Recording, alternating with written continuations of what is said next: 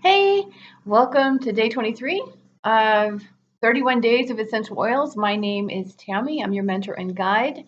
If this is your first time tuning in, welcome. I hope you get a lot of information here. I will tell you that what I'm sharing in these videos is based on 30 years of practice, modification, and really in-depth research.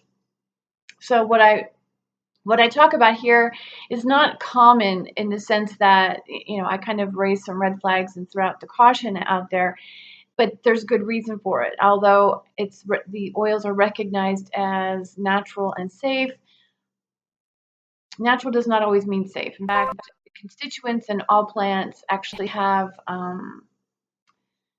various effects on the body. How one constituent will affect every single body is impossible to predict because, well, there's over 8 billion different genomes, or nearly 8 billion. I don't know how many people are on the planet, but there's a lot of us, and every one of our epigenomes is different.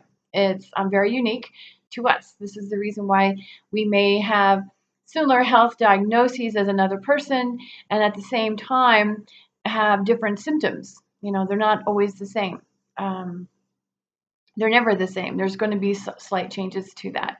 Um, so in that case, like I said, this is what you're getting here. I am following all of these up over on my website, synergessence.com. There is actually a 31 Days of Essential Oils tab that you can follow along with.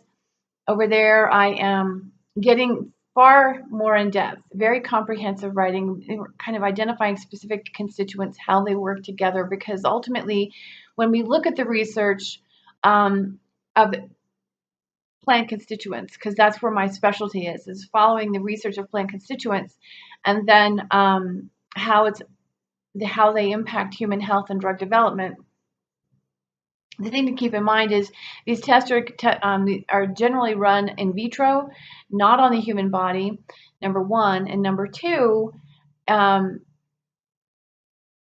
it's an individual component, whereas when we're looking at a plant, there's a synergy to these components. And so it's kind of fun to begin to see how these can work, how they work together, but also how they will conflict with medications. And that's the other thing I talk about in the blog, is really how these things conflict. If you haven't seen any of the other ones, I do mention that a couple of times with some of the oils. So there are definitely interactions with most of the oils. And again, a lot, varying degrees of toxicity in the sense that they might be sensitizing, irritating, and so forth. If you've been here with me for a while, thank you. Just thank you from the bottom of my heart. This has been an evolution for me. It's really inspired a lot of change in the way I'm delivering information. And I'm just going to say right here that where I was selling courses, I'm not selling courses any longer. I'm here to share this information. It is also the reason why I'm going to school, because it's time to up level my position so that I can share this information in a way and also continue researching plants, but that actually sheds light on a new way of incorporating oils specifically, and really looking at nature and how nature communicates and what's really going on. Because the bottom line is the body's really working. It's working in our favor. If we're alive watching this, recording this, the body's working regardless of how many complaints we might have about how we feel or what it's actually doing. So, and I can get into it. So anyway, I'm going back to school. I'm excited to say that. I'm not going to quit doing these videos. I'm not going to quit researching on my end and producing content. So you have my word, but this is really what I'm here to do, is to share this information. And so therefore I'm not selling it. I'm going to just be using YouTube and my website as primary platforms. I also have, you can also join me over on Facebook. Let me know through my email, tammy@synergessence.com, if that's something that you would be interested in. And that's where we can kind of get into more conversations around the oils and various health issues and so forth. Okay, so those things are available to you. Also, because I do need to make a living, you're welcome to make donations. That's not really easy for me to say. I am accepting donations. No donation is too small. So if you feel drawn to do so, there is a donation button at the top of the YouTube profile. If you can't find that, you can always just send it to Tammy@synergessence.com. Okay, so on that note, I want to get on with Galbanum. That's the oil for today. Have no idea why I selected that oil, truthfully, although I do like it. It's just, a lot of these are just picked, they kind of came to me and I just jotted them down. And so here we are, day 23, talking about Galbanum. Now, Galbanum, if you're not familiar with it, was one that was mentioned in the Bible. It was one a holy infused oil used Galbanum. Now, Galbanum is an interesting one because as I was trying to think about how I was going to talk about it, I kept going in my head, well, there's a lot of similarities to cypress. And different constituents, but a similar effect on the system, not to the same degree. I mean, cypress, like I was mentioning, well, that's pretty in depth as far as on an emotional level. Galbanum is very anti-inflammatory. I've used it extensively with a condition called polyneuritis, where you have wasting of the muscles, multiple inflamed nerves, and muscle wasting and so forth. So I've used it extensively for that. So, and that's the reason why I was like thinking, this is very much like cypress, because it does help with the inflammation, but this is more along the lines of nerves. Okay, and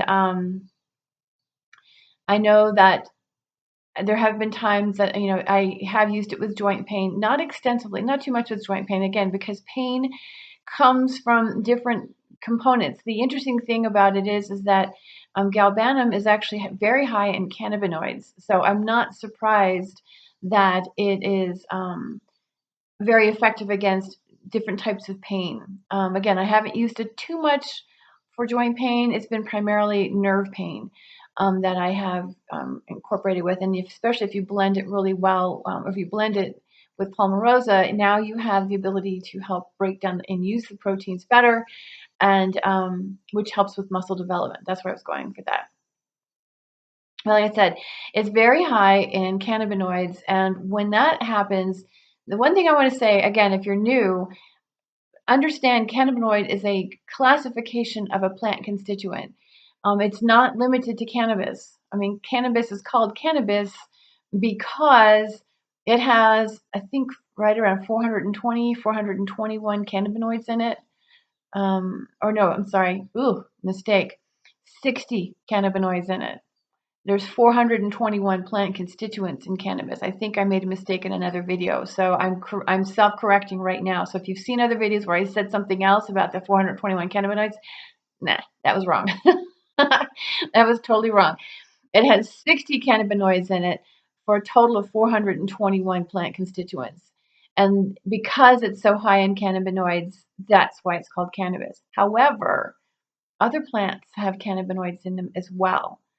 So the idea of trying to legalize one plant for the sole benefit of getting a hold of these cannabinoids is kind of silly, because we have access to them in a number of, carophyllene oxides is another group of cannabinoids.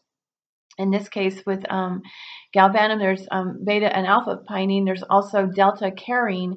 These are all types of cannabinoids, like I said. And so the way it's working in the system is it does influence the endocannabinoid system.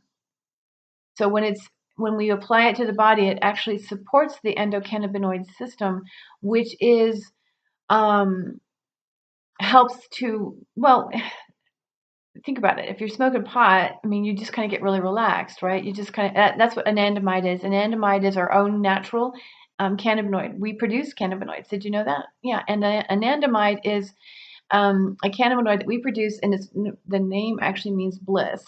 So it's kind of where you get to that blissful state where everything's good, man. Everything's really good, right? So that's what cannabinoids do, and there's actually three primary receptors. There's the CB1, CB2, and CB3, and they all work together with this kind of an endocannabinoid system, which works directly with the endogenous opioid system. Okay, we're familiar with opiates and how we can relieve pain that way. So, as well as inflammation between the two, and the endogenous opioid system is part of the immune system. So, there again, another reason why galbanum would actually be very beneficial for helping to kind of just stabilize the system and kind of calm the mental state. Again, stability is key when overcoming any kind of health issue. So, even though we're talking about the oils very specifically with different health conditions or health concerns, the idea is stability, and truthfully, galbanum is a good one. Now, it does come with its own fair share of warnings, and that will be in the blog because I don't want to talk your ear off right here. But just know that it, it, I'm going to just say off the top of my head, I've not known of it to be contraindicated with any meds. Those particular, because those are not caryophyllene oxides. I know in other oils I've talked about these cannabinoids, such as beta caryophyllene, not and CBD, even though CBD cannabidiol, it doesn't show up in essential oils. The idea of including those types of cannabinoids with medications, especially psychotropics, is not a good idea. The cannabinoids in this oil particularly don't interact with medications like that because they're affecting other CB receptors. Okay, so I hope that makes sense. But like I said, I prefer to use it like, for kind of like it's nothing in particular. Although if there's like maybe like fibromyalgia, if I had to say that, if there was any kind of like nerve pain or just um, undiagnosed specific pain, like fibromyalgia, um, chronic fatigue, this would actually be very beneficial for that, would be my suggestion. So chronic fatigue, fibromyalgia, um, and even MS, truthfully. Like I said, I mentioned polyneuritis, multiple, in, oh my goodness, a number of inflamed nerves. There's too many N's and M's going on right now. So it's a lot of inflamed nerves. MS would be a good one. Okay. Muscular dystrophy, MD, would be another one that I would use it with. I just actually recently, a case that came to my attention was an older man who is suffering from post polio syndrome, which is a lot of nerve pain and a lot of muscle wasting. So things along that. So those are chronic health issues, and so I would actually recommend it for that because, like I said, it's not contraindicated with any medications, and at the same time, it'll bring a general sense of relief and stability to the body. It will also help relieve some of that, but you want to mix it with other oils. But it really depends on the individual. And just in case you are unaware, that following the 31 days of essential oils, towards the end of May. I will be launching a series on blending, so stay tuned for that. I've decided I'm going to add that in here, okay?